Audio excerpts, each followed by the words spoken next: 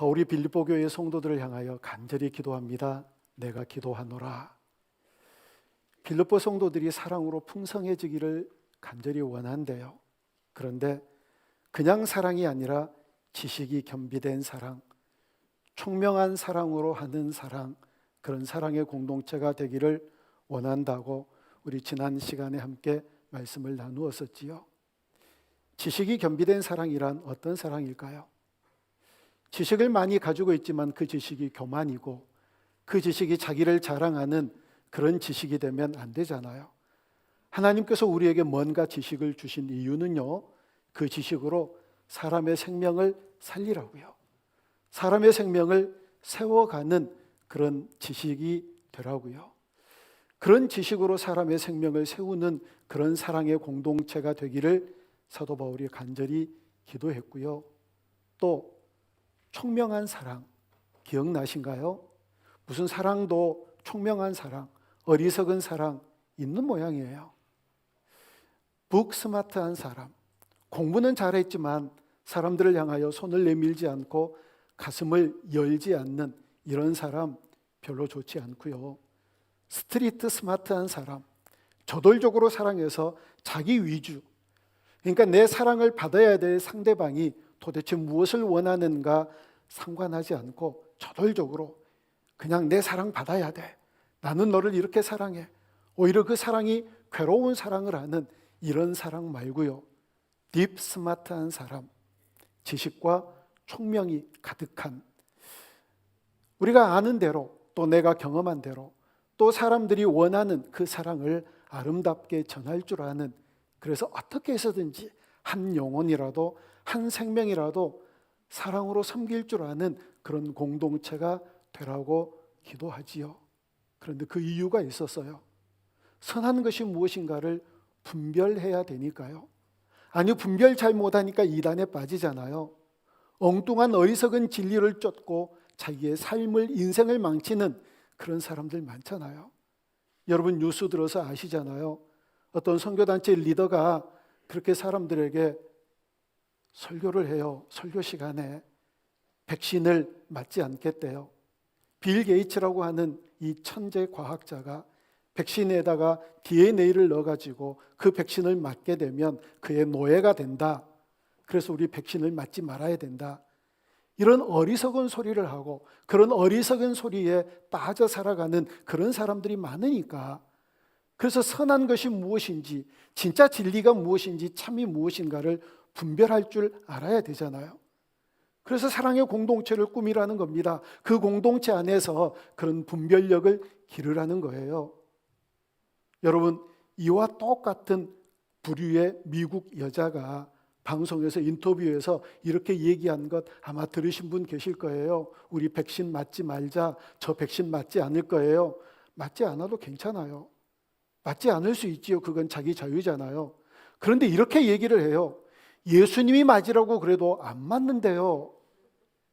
예수님이 백신을 맞으라고 그래도 안 맞겠대요. 자기는. 이게 무슨 얘기와 똑같으냐면, 나는 내가 꼴 보기 싫은 어떤 사람이 천국에 가면 나는 안 갈 거야, 이딴 얘기들을 하는 사람과 똑같은 거예요.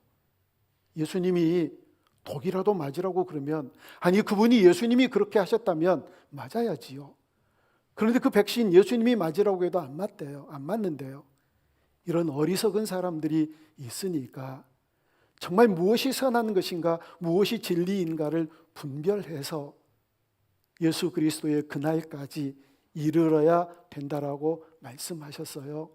여러분, 우리 공동체가 선한 것을 분별할 줄 알고 지식과 총명한 사랑이 더욱 풍성해지는 그런 멋진 공동체 꼭 되어줄 수 있기를 주님의 이름으로 축복합니다.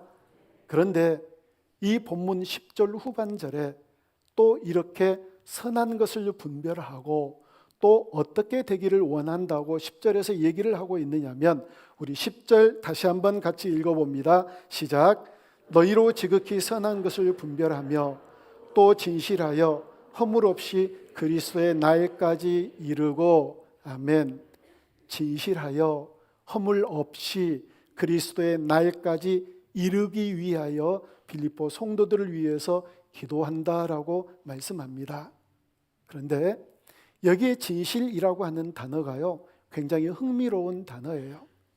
고대 로마 사람들이 도자기를 굽잖아요. 이 도예가들이 도자기를 굽는데 이 도자기를 두껍게 구우면 탈이 없대요. 뭐 금이 나는 건 또 발라버리고 또 발라버리고 진흙을 바르고 또 바르면 계속 두꺼워지고, 그러면 그게 별로 가치로운, 그렇게 인정받는 도자기가 못 된대요. 도자기가 가치가 있고 사람들에게 정말 인정받는 도자기일수록, 비싼 도자기일수록 얇대요. 이 얇게 도자기를 빚으려면 조금만 실수를 해도 금이 갈 수 있잖아요. 그런데 정직하지 못한, 진실하지 못한 사람들은 이 금이 간 곳, 이걸 깨뜨려 버리지 않고 이 금이 간 곳에 밀초, 소위 밀랍, 벌집으로 만든 밀랍 있죠. 밀랍초도 많이 만들잖아요. 요걸 녹여가지고 그 금을 싹 이렇게 메운답니다. 그런데 정직한 사람들, 정직한 도예가들, 진짜 도예가들은 조금이라도 금이 가면 그걸 깨뜨린대요. 그리고 금이 가지 않을 때까지 얇은 도자기를 만들어낸답니다. 그리고 자기의 도자기가 얼마나 진정한지, 얼마나 진실성이 있는가를 표현해내기 위해서 영어로 뭐라고 얘기를 하느냐면 without wax, 나는 왁스를 바르지 않았습니다. 그 밀초를 바르지 않았다라고 얘기를 하고요. 이 얘기를 without wax를 라틴어로 시네체라라고 그렇게 얘기를 한답니다. 시네체라. 그런데 이 라틴어 시네체라야가요, 찾아보니까 이 도예가들이 전시회를 열잖아요. 근데 전시회를 열면 왜 사람들이 전시회를 열 때 팜플렛 만들지요? 그 팜플렛을 만들 때 거기 위에다가 시네체라 이렇게 써져 있는 거예요. 그래서 혹시 여러분들이 어느 도자기 전시회에 가가지고 팜플렛을 보았는데 시네체라 이렇게 써져 있으면 이게 그 뜻이야 하고 아는 척을 많이 하셔요. 그게 그 뜻이래요. 나는 거기에다가 밀초를 바르지 않았다. 금간 것을 위장하지 않았다. 나는 정직하게 이 도자기를 빚었다. 이런 표현으로 그렇게 쓰고요. 이 시네체라가 바뀌어져서 이 시네체라의 근거에서 정직하다, 진실하다, 진정성이 있다라고 하는 단어를 신시어라고 그렇게 얘기를 한대요. 여러분, 이 진실이라고 하는 의미는 바로 그런 뜻을 가지고 있거든요. 금이 가지 않은 거예요. 흠이 없는 거예요. 또 이 단어를 헬라어는 두 개의 단어가 합쳐진 단어인데 어떤 단어가 합쳐져 있느냐면 태양 플러스 판단하다. 그러니까 태양 아래서 판단한다. 이런 뜻을 가지고 있는 게 진실이라는 거예요. 여러분, 위조지폐인가 아닌가를 보려면 이렇게 종이를 빛으로 비춰보잖아요. 태양에 비춰보잖아요. 이 도자기가 금이 간 도자기인지 밀초를 바른 건지 바르지 않는 건지를 알기 위해서 햇빛에 이렇게 비춰보잖아요. 무엇인가를 분별하기 위해서 더 밝은 빛, 햇빛에 비춰보는 것과 같은 그런 단어가 합성어된 단어가 바로 이 진실이라고 하는 단어라는 겁니다. 여러분, 바울이 빌립보 성도들을 향해서 간절히 기도하는 기도의 제목이 이와 같은 성도들이 되기를 위해서 기도했대요. 우리가 과연 그렇게 될 수 있을까요? 흠도 결도 금도 나지 않는 그렇게 완벽한 그런 진정이 깃든 그런 인생 될 수 있을까요? 아니, 나는 안 돼. 일찌감치 포기해야지 뭐. 그래서 내려놓아야 될까요? 아니잖아요. 정말 그런 인생 되기 위하여서 바득바득 노력하며 지금보다 내일이 더 나은 인생, 지금보다 내일이 더 진정한 인생, 진실이 가득한 인생으로 노력하며 애쓰고 살아가야 되잖아요. 그렇게 살아가는 우리 모든 공동체가 되어줄 수 있기를 주님의 이름으로 축원합니다. 그리고 나서 또 진실과 허물 없이라고 얘기를 하고 있어요. 허물. 이 단어가 차라리 이 진실이라고 하는 이 금이 없는 이런 것과 맞는 단어처럼 여겨질 수 있잖아요. 그런데 이 허물은 또 다른 것을 의미해요. 어떤 얘기를 의미하느냐면 사실 이 진실이라고 하는 단어에 가장 적합한 사람 한 사람을 꼽으라고 한다면 다니엘을 꼽을 수가 있거든요. 여러분, 다니엘이 어떤 사람인지 우리가 잘 알지요. 그런데 이 다니엘에 대해서 어떤 얘기를 하고 있느냐면, 우리 다니엘서 6장 4절과 5절을 우리 함께 같이 읽어봅니다. 다니엘서 4장 6장 4절 5절. 이에 총리들과 고관들이 국사에 대하여 다니엘을 고발할 근거를 찾고자 하였으나 아무 근거 아무 허물도 찾지 못하였으니 이는 그가 충성되어 아무 그릇됨이 없고 아무 허물도 없음이더라. 그들이 이르되 이 다니엘은 그 하나님이 율법에서 근거를 찾지 못하면 그를 고발할 수 없으리라. 아멘. 여러분, 먼저 이 4절 말씀을 보면은요, 총리들과 고관들이 국사에 대하여 다니엘을 고발할 근거 그랬는데, 지금 개역 개정에는 근거라고 되어 있는데요, 그 이전에 우리가 읽었던 성경 개역 한글에는 틈이라고 되어 있어요. 5절도 마찬가지, 그들이 이르되 이 다니엘은 하나님의 율법에서 근거, 이 근거를 틈이라고 얘기를 하고 있거든요. 다니엘 어떤 얘기 우리가 알고 있지요? 많은 고관들, 총리가 한 사람이 아니라 여러 사람이 있었던 모양이에요. 그런데 다니엘이 그 고관들과 총리들보다 가장 뛰어난 우두머리로 삼은 거예요, 왕이. 그러니까 이 고관들과 총리들이 너무너무 약이 올라요. 아니, 어떻게 노예로 끌려온 이방 사람, 이 다니엘을 가장 높은 총리들과 고관들을 다스리는 자리에 설 수 있느냐. 그래서 이 다니엘을 고발할 틈을 찾기 위해서 눈에 불을 켜고 찾는 겁니다. 그런데 찾지 못하는 거예요. 이 사람이 바로 다니엘이었거든요. 그런데 이 다니엘이 바로 그런 허물 없고 그런 틈도 없고 그런 거짓도 아무것도 어떤 것을 흠을 찾을 수 없는 그런 사람이었다고 한다면, 이 허물이라고 하는 단어가 바로 이 다니엘에게 해당된 단어일 것 같아요. 그죠? 허물 발견할 수 없었으니까.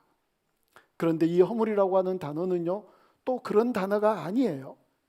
이 허물이라고 하는 헬라어 단어를 똑같이 사용한 성경 구절이 있는데, 이 성경 구절을 보면 이 허물이 어떤 용례로 사용되어졌는가를 알 수 있거든요. 고린도전서 10장 32절 말씀을 같이 읽습니다. 시작. 유대인에게나 헬라인에게나 하나님의 교회에나 거치는 자가 되지 말고. 아멘. 거치는 자, 이게 바로 허물이에요. 거치는 자란 뭘까요? 사람이 걸어가는데 다리 내밀어 가지고 넘어지게 하는 거예요. 아니, 우리가 걸어가는데 돌뿌리가 있어가지고 그 돌뿌리에 걸려 넘어지게 하는 이 돌뿌리요. 여러분, 사람이 지나가는데 다리 내밀어 가지고 걸려 넘어지게 해본 적 있으신가요? 어렸을 때는 해봤죠. 어렸을 때는 걸려서 넘어뜨리고 이게 재미로 오락으로 했던 그런 기억들이 있잖아요. 그런데 대부분 그렇게 하지 않아요. 그래서 다행이다. 나는 이 허물이 없구나. 나는 거치는 자가 되지 않구나. 그렇게 혹 생각하고 계신 분 계신가요? 여러분, 이 거치는 자란 어떤 얘기냐면, 지하철에서 버스에서 거기는 정숙한 그런 분위기를 가져야 돼요. 큰 소리로 얘기하지 말아야 되고 큰 소리로 전화하지 말아야 돼요. 많은 공공 장소이기 때문에 많은 사람들이 각자의 시간들을 보내니까요. 어떤 사람들은 잠을 자기도 하고 어떤 사람은 깊은 명상에 빠지기도 하고, 아니, 그런데 거기에 와가지고 예수님 믿으세요, 할렐루야, 예수님 믿어야 천국 갑니다, 예수님 믿지 않으면 지옥 갑니다, 굉장히 용기 있는 것 좋아요. 그런데 이게 거치는 자가 될 수 있다고요. 하지 말라고 그러면 하지 말아야 되거든요. 그런데 바로 이런 게 거치는 자가 될 수 있거든요. 여러분이 믿는 사람들이 함께 모여서 얘기할 때 집사님, 권사님 직분 하나만 얘기를 하면 저 사람들이 예수쟁이구나, 세상 사람들이 다 알아요. 그런데 서로 얘기하면서 그 집사님의 흉을 보고 누구는 잘못됐네, 이게 문제네, 교회의 불편한 것들을 다 얘기하고 부정적인 것들을 막 얘기를 하면 바로 그게 거치는 사람이 된다고요. 예수 믿고자 하는 사람들을 믿지 못하게 하는 거치는 사람이 된다고요. 빨간불이 켜져 있는데 건너면서 횡단보도가 아닌데 건너면서 집사님 빨리 와요, 집사님 좀 기다려요, 같이 가요, 이렇게 하는 게 거치는 자가 되는 거라고요. 그러는 게 거치는 자가 되는 거예요. 목욕탕에 들어가서 그렇게 빨리 하지 말라고 그랬는데 빨랫감 가지고 가서 빨리 하면서 집사님, 권사님 찾는 게 그게 거치는 자가 되는 거예요. 식당에 가면은요, 직분 하나만 호칭을 하면 우리가 누구인가 알아요. 저도 우리 성도님들하고 식당에 가면 목사님 한마디만 해버려도 사람들이 귀가 밝아가지고 예수쟁이구나 다 알아요. 그런데 자꾸 종업원을 괴롭히고 까다롭게 하고 까칠하게 하고 그러면 제가 무서운 얘기를 들었어요. 음식 갖고 오다가 묻힌대요.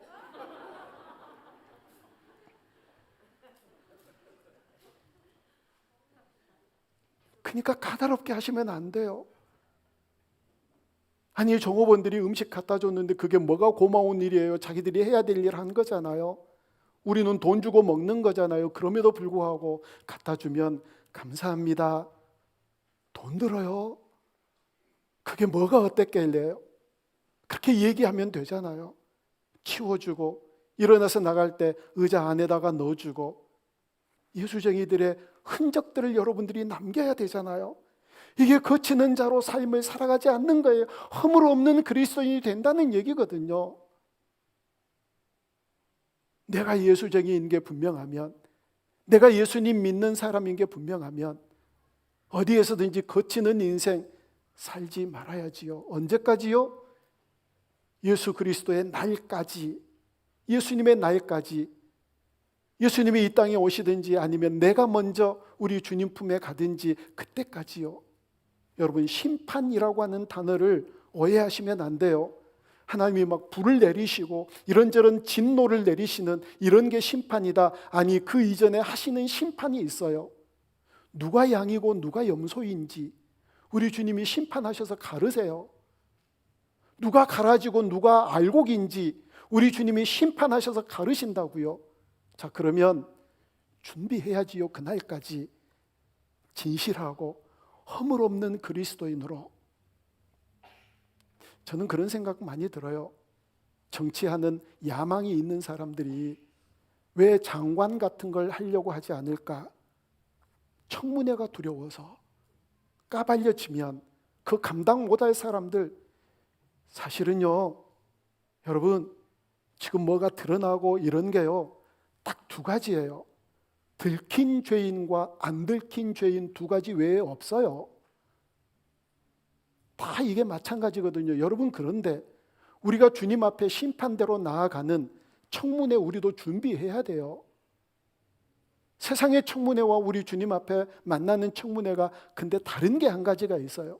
세상의 청문회는 어려서부터 모든 것들을 다 까발려요. 모든 남아있는 자료들을 다 까발려요. 그런데 하나님 앞에서는 심판대는요, 주님께서 우리의 죄를 다 내어놓고 토설하면 다시는 기억지 아니하시는 그런 심판대에 이르게 돼요. 그러니 지금 다 토해내야지요. 지금부터 잘해야지요. 진실하고 허물 없는 그리스도인으로 우리 그리스도의 날까지 살아가기 위해서 바둥바둥 노력하고 오늘보다 내일이 더 진실하고 오늘보다 내일이 더 허물이 없는 그런 그리스도인으로 준비되는 저와 여러분들이 다 되어줄 수 있기를 주님의 이름으로 축원합니다. 그리고 마지막으로 사도 바울이 빌립보 성도들을 위하여 간절히 기도하는 기도 내용이 오늘 11절에 등장을 해요. 우리 11절 말씀 같이 읽습니다. 시작. 예수 그리스도로 말미암아 의의 열매가 가득하여 하나님의 영광과 찬송이 되기를 원하노라. 아멘. 의의 열매가 가득하여. 여러분, 열매란 사실 상징적으로 추상적으로 쓰여진 단어이기도 해요. 예를 들면 이건 노력의 열매야, 노력의 열매. 이건 수고와 땀의 열매야, 그런 얘기 쓰잖아요. 그런데 이 열매의 추상적이지 않고 상징적이지 않는 진짜 그 열매라고 하는 의미는 생명으로부터 나는 거예요. 모든 열매는요, 생명으로부터 나는 거지 생명으로부터 나지 않는 것들은 전부 다 제품이고 상품이에요. 그리고 생명으로부터 나는 게 열매거든요. 그런데 오늘 이 11절에서 뭐라고 얘기를 하느냐면 이 의의 열매는 우리로서는 맺을 수 없는 거라고 단언을 해요. 그리스도로 말미암아 의의 열매가 가득하여예요. 그리스도로 말미암아. 그러면 여기까지 나오면 딱 생각나는 성경이 바로 요한복음 15장이 딱 떠올려져야 돼요. 나는 포도나무여 너희는 가지다. 너희들은 내게 붙어 있어야 된다. 내게 붙어 있어야 너희들이 열매를 맺는다라고 쭉 얘기하면서 결정적으로 15장 5절에서 이렇게 말씀하시거든요. 같이 읽습니다. 시작. 나는 포도나무여 너희는 가지라. 그가 내 안에 내가 그 안에 거하면 사람이 열매를 많이 맺나니 나를 떠나서는 너희가 아무것도 할 수 없음이라. 아멘. 우리가 의의 열매 맺을 수 있는 그런 존재 못 돼요, 여러분. 그러나 예수 그리스도에게 붙어 있으면 열매 맺는다고 분명하게 말씀하세요. 포도나무이신 예수님께 가지가 붙어 있기만 하면 가지가 이렇게 저렇게 노력하고 애쓰고 땀 흘리지 않아도 그 포도나무로부터 공급받은 영양분으로 인하여 아름다운 의의 열매를 맺게 된다고요. 성경학자들이 이 열매가 구체적으로 어떤 열매를 가리키느냐에 대해서 두 가지로 얘기를 해요. 첫 번째는 성령의 9가지 열매가 아니겠느냐. 또 어떤 성경학자들은 우리가 전도를 많이 해서 그 전도를 통하여서 예수 믿게 되는 이 전도의 생명의 열매이지 않겠느냐, 이렇게 두 가지로 나누더라고요. 그런데 이건요, 나눌 필요가 없어요. 이건 한 가지예요. 성령의 9가지 열매를 맺으면 전도의 열매는 당연히 맺혀지게 될 줄로 믿습니다. 이 열매가 맺혀지지 않으니까 전도의 열매가 맺혀지지를 않는 거거든요. 연구기관에서 그리스도인들에게 설문조사를 했어요. 언젠가 제가 이 얘기를 한 기억이 나요. 여러분, 그리스도인들에게요, 예수 믿는 사람들에게 지금 이 한국교회 그리스도인들에게 가장 필요한 게 무엇이라고 생각하십니까? 첫 번째가 뭐냐면 그리스도인들이 세상에서 그리스도인답게 어떻게 살아가야 되는가를 가르침을 받아야 된다, 배워야 되고 그걸 선포해야 된다라고 그렇게 얘기를 해요. 굉장히 높은 프로테이지를 얘기를 해요. 그래서 제가 맨날 그 얘기를 설교하는 거예요. 지금 우리가 어떻게 살아내야 되는지, 어떻게 세상에서 그리스도인으로 살아내야 되는지, 어떻게 거치는 자가 되지 말아야 되는지, 어떻게 예수쟁이로 예수님의 영광을 선포하며 인생을 살아야 되는지 계속 얘기를 하고 있잖아요. 계속 얘기만 하면 뭐예요? 계속 얘기를 들으면 뭐예요? 그렇게 살아내야지요. 그런데 저는요, 이런 말씀들을 계속 들으면서 그렇게 살아내는 그런 변화들이 여러분 안에 반드시 있게 된 줄로 믿어요. 믿습니다. 아니, 그런 보고들을 많이 받아요. 어디 가면 또 온누리교회 성도는 뭐가 다르더라. 이번 주에 어떤 은행 행장님이 저 밥을 사줬어요. 그 점심을 먹는데 이분이 이렇게 얘기를 해요.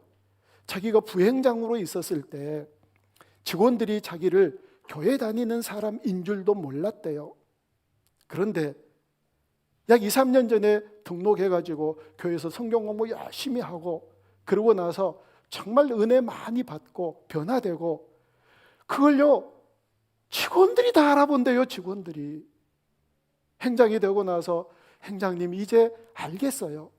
정말 많이 달라지셨어요. 정말 많이 변했어요. 여러분, 이게 예수 믿는 사람, 말씀을 듣는 사람들의 변화여야 되거든요. 어떻게 해요? 계속 얘기해야지요.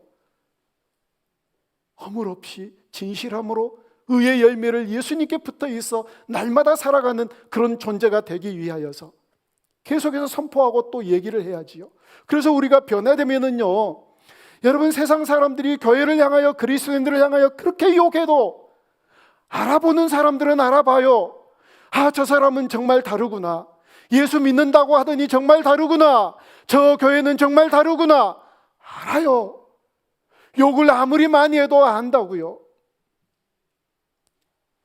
제가 언젠가도 말씀을 드린 적이 있는데요, 추천서를 좀 써줘요. 이렇게 학생들 또 직장에 가기 위해서, 학교에 들어가기 위해서 추천서를 쓰는데, 아주 오래전에 어떤 학생들이 추천서를 써줬는데 그걸 이렇게 관리하는 분에게 제가 칭찬을 받았어요.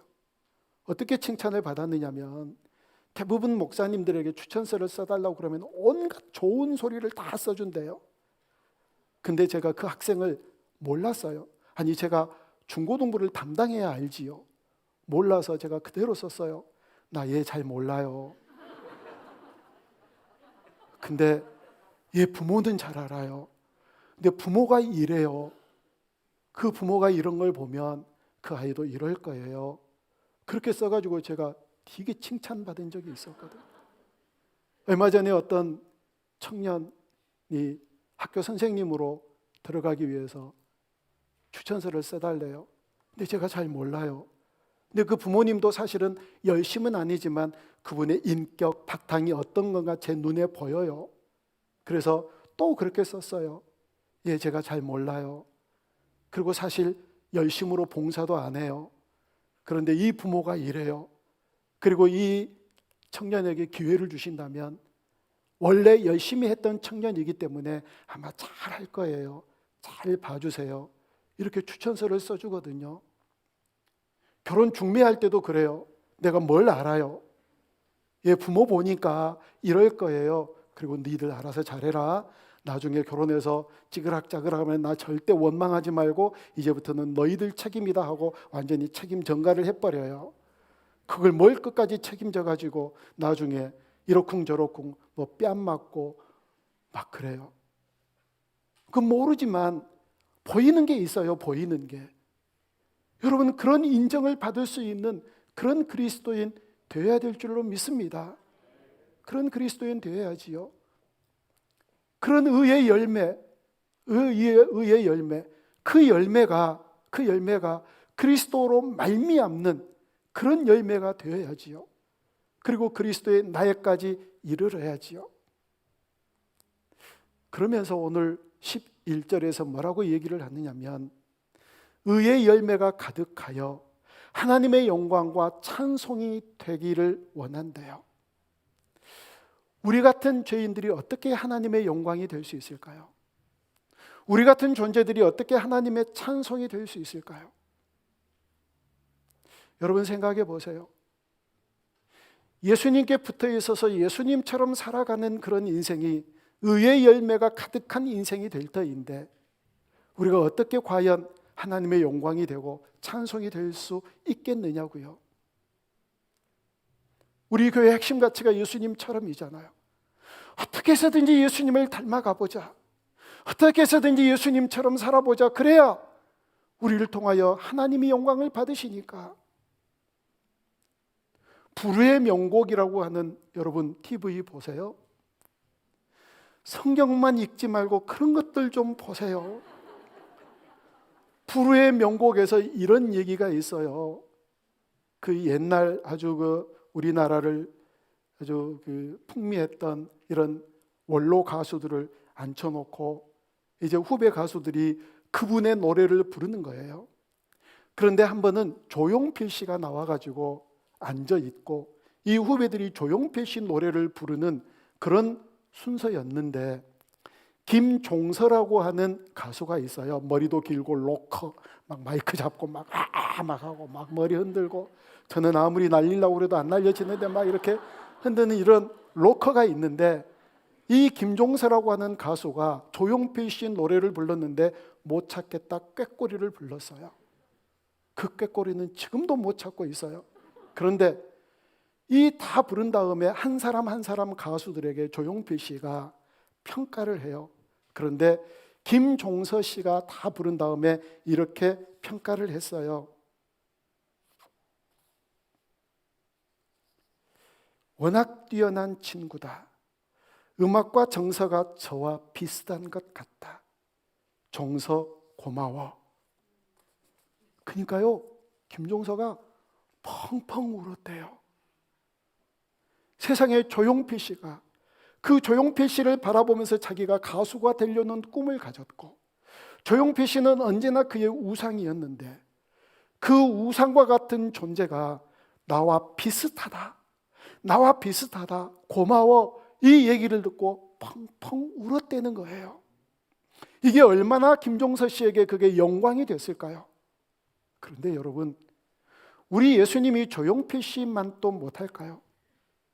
만약에 예수님께서 여러분들을 바라보면서 정말 예수님께 붙어 있어 살며 예수님처럼 살아가려고 노력하는 여러분들을 바라보면서 야, 나와 정말 비슷해, 고마워, 그렇게 주님이 말씀하신다면 예수님 제가 하여튼 뭐 좀 하지요, 뭐 이렇게 얘기를 하실 거예요? 아니면 어쩌실 것 같아요?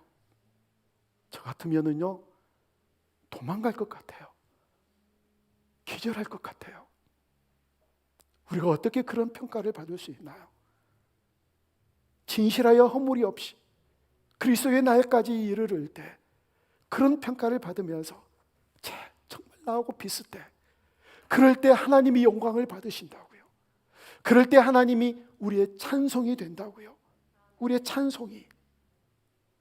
제가 잘 기억은 못하겠는데 어떤 이 찬양을 작곡한 어떤 작곡가의 간증이 써진 글을 봤거든요. 가령 예를 들어서 여러분 핸드폰에다가 그게 사실일지 아닐지 모르겠는데 예를 들면 너는 담장 너머 뭐 축복송 있잖아요. 이 축복송 뭐 이렇게 핸드폰에다가 벨소리로 잘 담아갖고 다녀요. 근데 이 작곡가가 어느 날 어디 가다가 시비가 붙었대요. 차를 타고 가다가. 그래가지고 차에서 내려가지고 이제 한바탕 싸우려고 한바탕 시비를 이제 거니까 이제 싸워야 되잖아요. 그래갖고 화가 나가지고 문 딱 닫고 나갔는데 그 사람에게 따지려고 그러는데 그 사람에게서 갑자기 전화가 온 거예요. 상대방에서. 근데 그 전화 벨이 너는 하고 얼른 도망가 버렸대요. 자기가 찬송이 되지 못하니까 그 피해버리고 도망가는 거예요. 정말 우리가 하나님의 영광이 되고 찬송이 된다, 이것처럼 영광스러운 일이 어디 있겠느냐고요. 그런 주의 백성들, 그런 공동체가 되어줄 수 있기를 바랍니다. 지난주부터 했던 말씀 정리합니다. 사도 바울이 빌립보 교회 성도들을 위하여 기도한 이 기도는 사실은 하나예요. 사랑의 공동체가 되기를 원한다. 그런데 지식과 총명한 사랑, 사람의 생명을 살리고 사람을 세우는 그런 공동체가 되기를 원한다. 그 이유는 선한 것을 분별할 줄 알아야 되니까. 그래서 뭐라고? 그래서 뭐 하려고? 그래서 의의 열매를 가득 맺히고 하나님의 영광과 찬송이 되게 하기 위하여서, 그런 성도들이 되기를 위하여 내가 기도하노라. 그 기도가 이 시대를 살아가는 우리들을 향한 기도이고 그 기도대로 되어지는 우리 모두가 될 수 있기를 주님의 이름으로 축복합니다. 이 모든 기도 내용을 하나로 함축해서 우리에게 주시는 말씀이 요한복음 15장 16절과 17절이에요. 우리 같이 읽고 말씀을 마칩니다. 시작. 너희가 나를 택한 것이 아니요 내가 너희를 택하여 세웠나니 이는 너희로 가서 열매를 맺게 하고 또 너희 열매가 항상 있게 하여 내 이름으로 아버지께 무엇을 구하든지 다 받게 하려 함이라. 내가 이것을 너희에게 명함은 너희로 서로 사랑하게 하려 함이라. 아멘. 기도합니다.